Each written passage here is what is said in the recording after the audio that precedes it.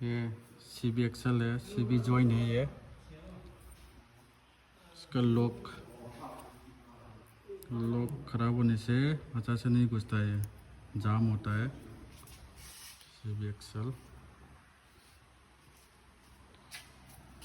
इसका लॉक थोड़ा सा घुसने में मुश्किल दे रहा था, लॉक थोड़ा सा वो हो गया, बड़ा कुछ खा गया जैसा।